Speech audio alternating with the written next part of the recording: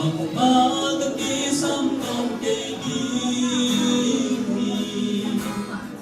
lâu na ang lungsang Tuwigyan ay kayong paibig Lumuang takin na makasuy dendi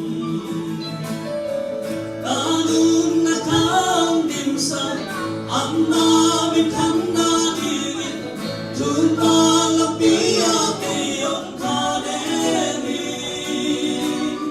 Sinagong tupinagong Gano kakalawin ng kaigigin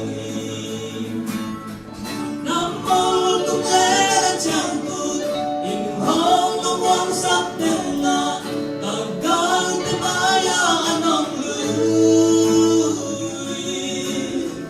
Hoy nalehet binain Bakang katugin ang suy taktaki Karun na kang dimsat Ang namin kanganin Tumalapiya kayong kaderin Sinarong tupinago Gano kakalawin ang kaigigin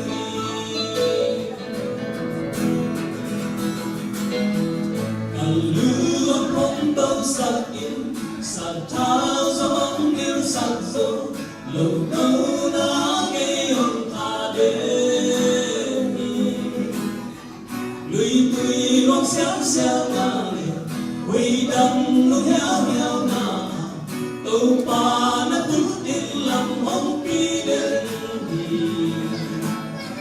Kalung na taong dimsat Ang namin kanadin